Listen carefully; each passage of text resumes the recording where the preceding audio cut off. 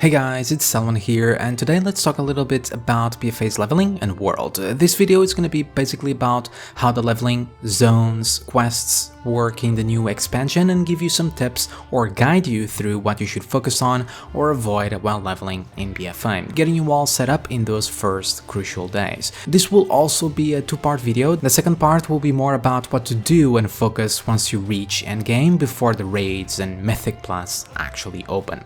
And as a last note, be warned for spoilers. I'll try to avoid showing or saying anything that might ruin your experience, but something might escape, so if you're very sensitive to that kind of thing, watch this at your own discretion. Now, the leveling experience of BFA is going to feel very familiar to you, as it's going to follow the same formula that Legion used. Instead of the Broken Shore event or scenario, you're going to be placed in the siege of Undercity, either defending it or assaulting it depending on your faction. This is going to be quickly followed by another scenario, briefly introducing you the new continent where you're going to be spending most of your following days, Kultiras for the Alliance or Zandalar for the Horde, each with 3 separate and unique zones. Midway through this, we'll also receive the new artifact quality necklace, the Heart of Azeroth, and your first piece of Azerite armor, granting you traits to further progress your character, much like the artifact weapons of Legion did, and if you want to know more about it, click here to check out my previous video on it. After establishing relations with your newfound allies, you're going to be given a choice of which zone you want to start questing. The zones scale with your level, like in Legion, so you can choose whichever zone you prefer to start on. Each zone will also have its unique story, mostly related to your new allies. In the case of the Horde, solving the political issues surrounding the Zandalar trolls in Zandalar, snack people in the desert of Vol'dun, or discovering the mysteries of the blood trolls in Nazmir, while on the Alliance is helping the turmoil around the various houses of Kultiras, be around the naval city of Baralas, to regard sounds, understanding what curse fell upon the weaker forests of Dresvar, or uncovering what the hell happened in Entai Mountain with the tentacle priests in Stormsong Valley. I mean, Tide Sages. There's no old gods in Battle for Azeroth. A complete misunderstanding on my part, surely. Even though you are restricted to 3 zones, they feel quite large, with a single quest chain following through the main story plot of each specific zone, coupled with a vast number of side quests, each with their own little stories. Since you're going to be leveling for 10 levels, and there's going to be the Pathfinder achievement in the future to unlock flying, I highly recommend for you to do and finish every quest or chapter that you find, not only getting that out of the way while leveling at a time where most endgame content isn't activated, you are also gaining reputation as well as exploring the whole map, all things which are going to be needed later down the line. Taking aside quests and the new beautiful zones that you might lose some time admiring, you're also gonna find treasures and rares just like in Legion. Getting every chest is something that you should strive for, as it's gonna grant you the new mission table resources called War Resources. More on that in a minute. And they can also grant Azerite power, so AP for your new necklace.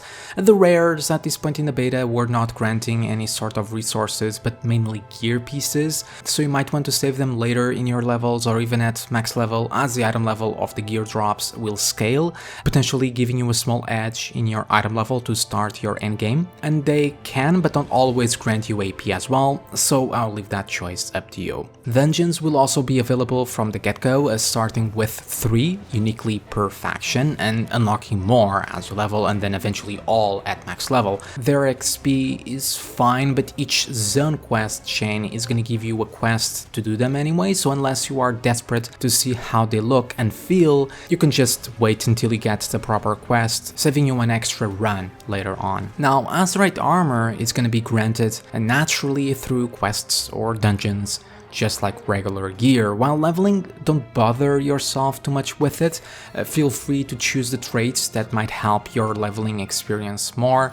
Just remember to do all quests and get all chests, like I said previously, as all can grant AP.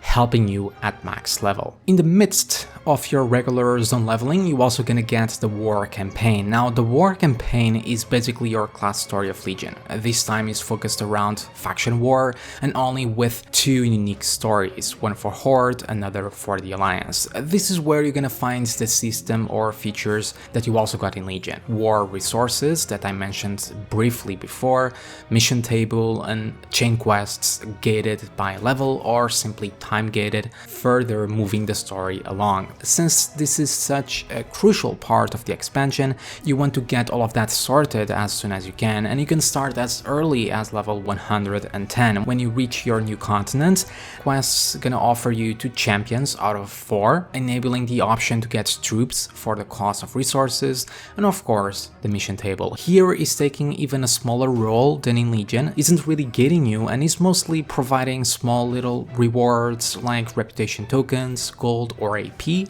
So as you level, I recommend that you keep your champions and troops working on the clock, sending them out on missions whenever you can. Once you reach level 114, you will also unlock upgrades much like the class hall upgrades, granting buffs to various aspects of the game, be in the open world, your troops, island expeditions, war fronts, and so on. The other aspect of the War Campaign is that it's gonna open the enemy continent where you started. Essentially, you will sail away from your base of operations, which this time is a ship, setting an outpost on the enemy faction zones of your choosing. The quests will further progress the story and give rewards like AP or Azeroth armor, and as you level, and even at max level, you will be able to get more quests. So here, if you really want to see the story progress at a natural pace, you can do them as you go along. However, if you're trying to be efficient, it can be best to hold out on those War Campaign quests until capped. Just do the first ones to enable the mission table, because they're mostly about setting those outposts, which will then unlock more world quests at max level. So you don't really need that while leveling, plus the rewards for the quests will scale, making those Azeroth armor pieces better when capped.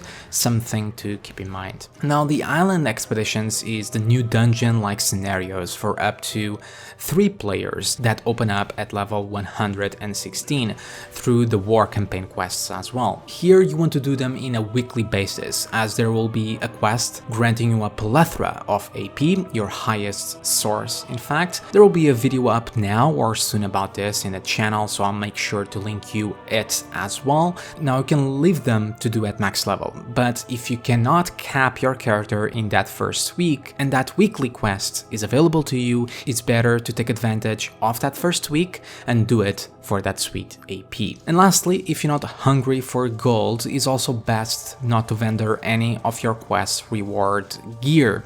Why? Because there's the new Oblivion in town, this one called the Scrapper, found on your new faction capital, but also working a little bit differently. Instead of just having these set items to obliterate or smelt, it's gonna take all of your gear and scrap them into various crafting materials, or the new Blood of Sargeras reagents Expulsum. Expulsum. Why please? Now this will be useful for either your profession, so you can make gold, or helping your guild, or you can use those materials in the new Warfront content, granting you reputation and AP. But more on that in a part 2 video or a video dedicated for Warfronts, as that's part of the endgame. That said, a good way to handle the Scrapper is after you're done with one zone, just head back to your main capital, scrap everything you gained before you move on to the next one. There's also a few extra steps that you can take to maximize your level experience further if you don't really care about the story or quests and just want to get it done faster. So legendaries, they will work until level 116, and at the moment the ones that seem the best is Sufek's Secret for the higher movement speed, saving you some time, and that precious haste is always great, and Kil'jaeden's Burning Wish. It was nerfed, but it can still deal really amazing damage, so you can do big pulls and kill mobs with greater ease. Consumables can also make your experience easier, like flasks, foods, runes, drums, or pots, basically as if you were about to raid. All of that can make all of your killing faster, in the end making your leveling time shorter.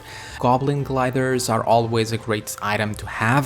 Remember, you want to have flying, and there's a lot of high places in both Kultiras and Zandalar, so having a few handy can also save you some precious time or even your life. So remember to stockpile all of that if you so wish. There's even an add-on, Azeroth Autopilot, that can make your leveling even quicker by completely skipping the quest texts and cutscenes.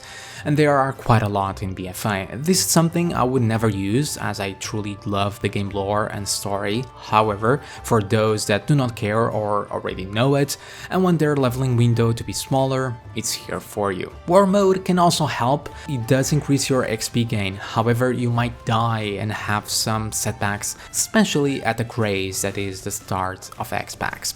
All of that said, while leveling, make sure to get every single quest done for Lore Master, preparing yourself for the future achievement requirements for flying, and open every chest that you find for AP. You can kill the rares that you find, but might be better to save them when capped, if you can be arsed to find them, but that is a very minor thing.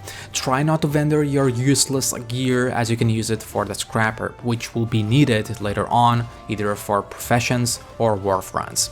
As for the Azeroth gear, just focus on the traits that might help you while leveling, for whichever spec you plan to level. Doesn't matter if it's your main spec or not, go for whichever is easier. You're gonna change pieces quite often anyway, plus you can always respec. As for the war campaign, like the rares, you can choose to do it later on when capped for better rewards and save you some time.